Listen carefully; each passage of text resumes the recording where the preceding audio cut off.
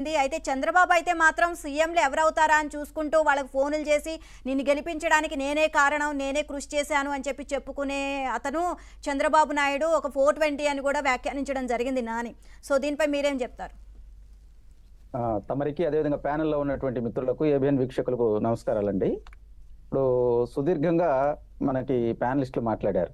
వాళ్ళు చాలా విషయాలు చెప్పుకుంటూ వచ్చారు. ఏ విధంగా ఈ కొడాలి నాని అనే వ్యక్తి మరి ఆ రోజు అతను ఇది తెలుగుదేశం పార్టీ 95లో ఏం చేశాడు, తెలుగుదేశం పార్టీలోకి వచ్చిన తర్వాత ఏం చేశాడు, చెంచులు కూడా జైల్లో ఉన్నప్పుడు ఈయన ఏ విధంగా వెళ్ళి కలిశాడు, ఎవరికి ఎవరు ఎన్నుపోటు పొడిచారు, ఎవరు 420 అనేది క్రియాశీలకంగా ఇక్కడ మన ప్యానలిస్టులు చెప్పారండి.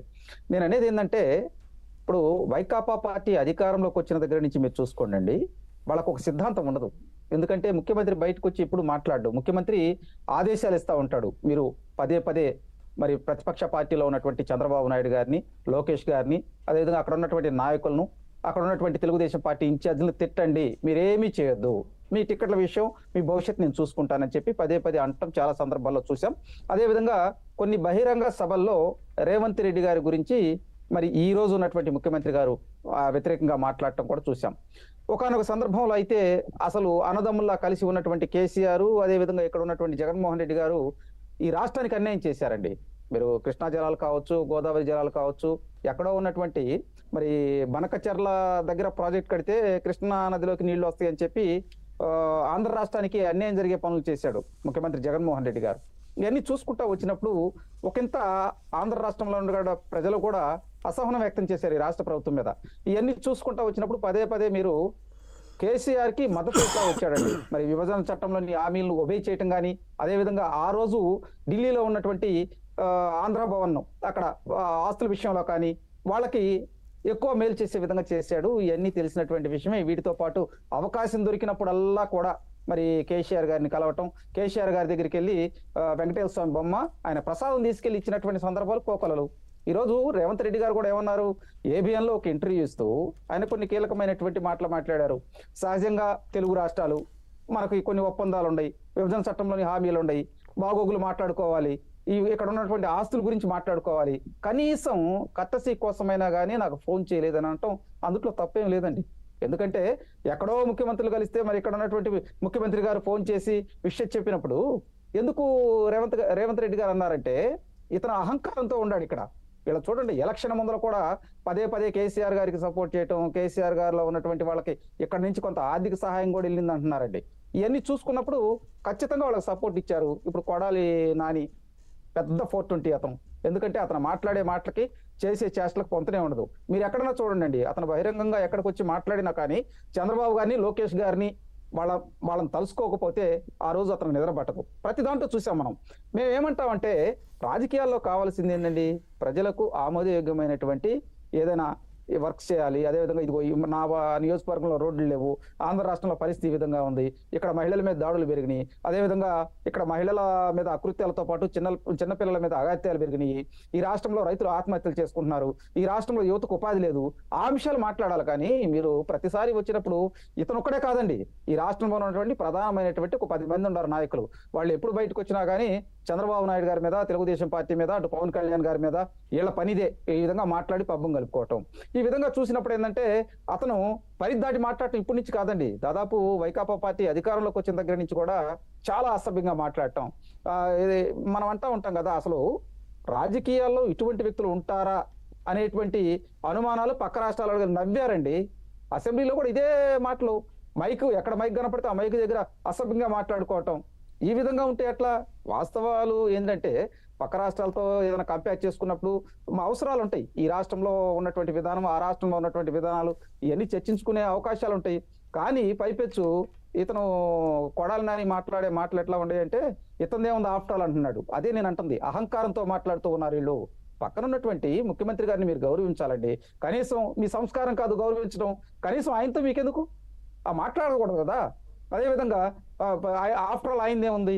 మరి ఢిల్లీలో వెళ్ళి మేము అవసరమైతే సోనియా గాంధీని కలుస్తాం, రాహుల్ గాంధీని కలుస్తాం, ఏం మాట్లాడుతున్నారు అంటే ఇక్కడ ఎట్లా ఉండిద్దంటే తన స్థాయి మించినటువంటి మాటలు ఏం లేదండి. ప్రజల్లో ఉన్నటువంటి ఒక విధానపరమైనటువంటి అంశాల్లో ప్రజలను రెచ్చగొడతాం. అదేవిధంగా ఇప్పుడు షర్మిల గారి విషయం చూసుకోండి. షర్మిల గారు ఇక్కడికి వస్తే మాకేమైద్ది అంటున్నారు. వీళ్ళు పాదయాత్రలో షర్మిల గారిని అసలు ఆహో ఓహో ఏం లేదు, జగన్మోహన్ రెడ్డి గారి తర్వాత ఈమె మాకు నాయకురాలని చెప్పి ఈ కొడాలి నాని ఈ 420 తిరిగినోడేనండి ఆమె పక్కన. ఆమె పక్కన తిరిగి నీకు ఉత్తరాంధ్ర దాకా ఆమెతో పాటు ఈయన కూడా పాదయాత్రలో అవకాశం వచ్చినప్పుడల్లా పాల్గొన్నాడు. తర్వాత వీళ్ళిద్దరు సమాచారాన్ని తీసుకెళ్లి చెంచల్ కూడా జైల్లోకి మోసినటువంటి వ్యక్తి కొడాలి నాని. ఇప్పుడు చంద్రబాబు గారు ఇందాక కూడా ఏమంటున్నారు, ఎవరైతే తిడుతున్నారో వాళ్ళకి తిట్టు పదవి కొట్టు, అది అక్కడ జరుగుతుందని చెప్పి ఇందాక చెప్పుకుంటూ వచ్చారు. మీరు చూడండి బహిరంగ సభలు, ప్రతి బహిరంగ సభలో కూడా చంద్రబాబు నాయుడు గారు ఎవరి మీద వ్యక్తిగతంగా మాట్లాడలేదండి. ఈ రాష్ట్రానికి జరిగిన అన్యాయం ఏంటి వాటి గురించి మాట్లాడుతూ ఉన్నారు. కానీ వైకాపా వాళ్ళు ప్రెస్ మీట్ పెట్టి చంద్రబాబు గారి మీద అసభ్యంగా మాట్లాడుతూ ఉన్నారు. ఆ పేరు నాని కావచ్చు, ఈ కొడాల నాని కావచ్చు, ఇంకొక ఈ నానీలు ఉన్నారండి, వీళ్ళందరూ ఇదే భ్రష్టు పట్టించే వ్యవహారం. వాళ్ళకు మాట్లాడే విషయం ఉండకపోగా పైపెచ్చు పార్లమెంటరీ లాంగ్వేజ్ తో మాట్లాడుతూ ఉంటారండి. ఈ రాష్ట్రంలో చూడండి ప్రాంతాల మధ్య, ప్రజల మధ్య, కులాల మధ్య అన్నిటి మీద చిచ్చు పెట్టేశారు. ఏదైనా ఉంటే కులం తీసుకొస్తారు, తర్వాత ప్రాంతం తీసుకొస్తారు. నేను అనేది ఏంటంటే పరిపాలించే వాడికి సత్తా ఉన్నప్పుడు ప్రజలకు వాళ్ళ ముందల దగ్గరికి వచ్చి అయా ఇదిగో నేను ఇది చేస్తున్నాను, ఇది జరగలేదని చెప్పుకోవాలి. రోడ్డు బాగోకపోతే చంద్రబాబు గారిని తిడతా ఉంటారు. అదేవిధంగా ఈ రాష్ట్రంలో చూడండి పంచాయతీలు నిర్వీర్యమైనప్పుడు కూడా చంద్రబాబు గారే చేశారు ఏదో అని చెప్పుకొచ్చారు. మేమేమంటామంటే జగన్మోహన్ రెడ్డి గారికి పరిపాలన మీద అవగాహన లేకపోవడం వల్ల ఈ రాష్ట్రంలో చూడండి పంచాయతీ నిధులు 10,000 కోట్లు దోసేశారు. ఈ రాష్ట్రంలో పంచాయతీ వ్యవస్థ నిర్వీర్యం అయిపోయింది. సచివాలయం అని తీసుకొచ్చారు. సచివాలయాలు ఈ రాష్ట్రంలో ఏదో చేసినట్టు ఉద్ధరించినట్టు మాట్లాడుతూ ఉన్నారు.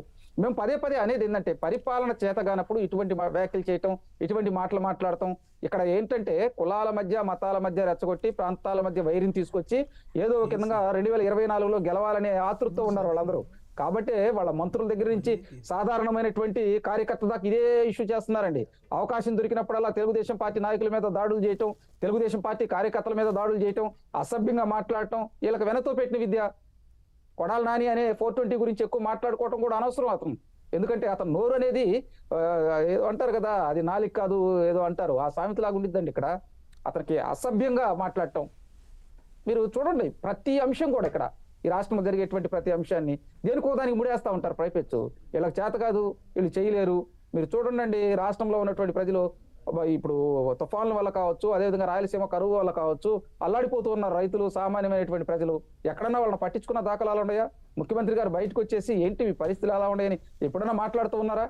ముఖ్యమంత్రి గారు బయటికి రారు, మహాసభల్లోకి వచ్చేసి ఓ నా మైనార్టీలు, నా అక్క చెల్లెళ్ళు, నా అన్నదమ్ములు, నా ఎస్సీలు, నా బీసీలు అని చెప్పి ఊరకంటారు. కానీ పెత్తనం మొత్తం వాళ్ళదే. ఈ రాష్ట్రంలో రాష్ట్ర అధ్యక్షుడు జగన్మోహన్ రెడ్డి గారు, ఈ రాష్ట్రంలో యువత అధ్యక్షుడు కూడా బైరెడ్డి సిద్ధారెడ్డి. అంటే వాళ్లే కీలకమైనటువంటి పదవుల్లో ఉండాలి. పైపెచ్చు జోనల్ వైజులుగా విభాగాలు 4 విభాగాలు చేసేసి రెడ్డికి పెత్తనం ఇచ్చేసాడండి రాష్ట్రంలో.